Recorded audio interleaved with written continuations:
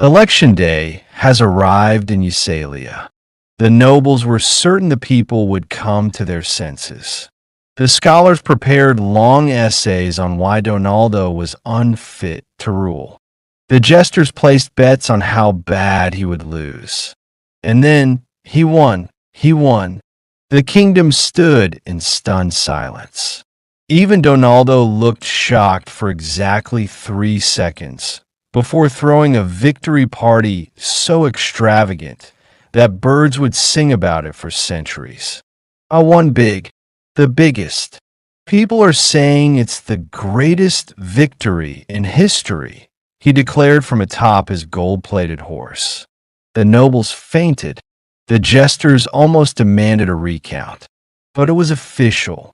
Donaldo is now king of Eusalia, that on the ceremonious day of his investiture. King Donaldo sat on his throne, a customized gaming chair that rested at a right angle for maximum comfort. King Donaldo addressed his council in the kingdom of Eusalia. Today, he said dramatically, we will revolutionize the world. Extreme.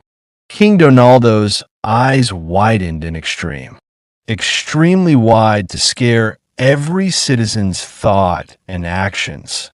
And then King Donaldo became a modern-day autocrat with the understanding that true power lies in disconnecting from people. So, the tale of King Donaldo became a story of condemnation. A king who thought that true greatness could be found in controlling people. Naturally, this led to a few issues. Kingdom officials panicked. They believed the treasury was mysteriously going to be empty because King Donaldo had appointed his friend, Elion, to supervise the treasury. King Donaldo stormed into the Hall of Great Decisions, flanked by his most trusted advisors. A grand oak desk, polished to reflect his golden mane, stood before him. King Donaldo addressed his council in the kingdom of Eusalia. The scribes scrambled to keep up.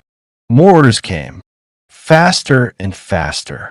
Some of the dozen orders are: order to build the Great Wall 2.0.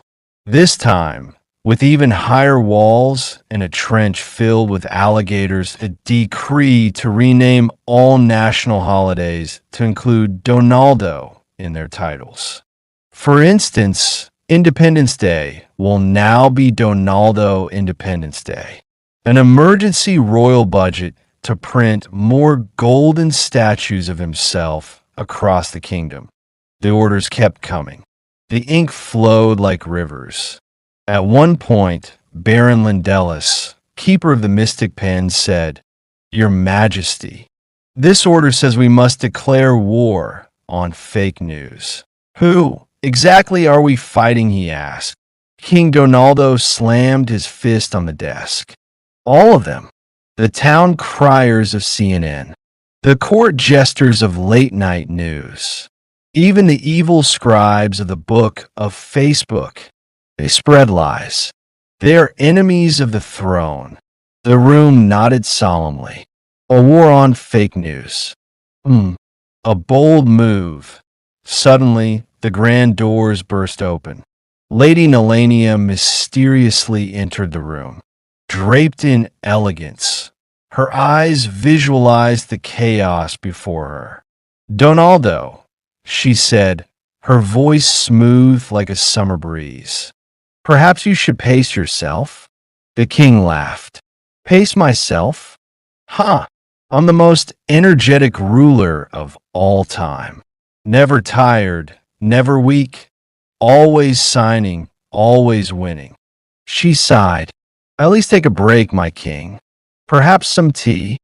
King Donaldo considered this for a moment, then snapped his fingers. "New order, renamed Tremendous Juice." "Much better. Next scroll." The room fell silent. Even the ink stopped flowing. The royal scribe, Sir Tucker of Carlson, unrolled another set of scrolls containing executive orders. "Your Majesty, This is another executive order to undo the previous works. Shall I read it? King Donaldo waved his hand aggressively. Yes, read them so I can sign them. Many people, even historians, were saying that no king has ever been this strong. This is my strongest pen ever. I have signed so many orders today, more than anyone, said King Donaldo. King Donaldo leaned back in his golden chair, eyes narrowing. Oh, now, I remember Sir Jack. He can't quit me anymore, he asked. Can he? The people would demand answers if he tried to do that, he said. I have more executive orders to sign. Many more. In fact, I may never stop. And so, King Donaldo became a modern-day autocrat, believing that true power lies in disconnecting with people. Only one thing was certain, as exciting activities in Usalia are far from over. Yet, as King Donaldo signed his 100th decree of the day, a whisper of doubt crept through the grand hall. Was this truly greatness, or the beginning of something far more unpredictable? Would Usalia embrace this new era? But one thing was certain. Usalia's fate hung in the balance. And if you think this was wild, just wait until you see what happens next.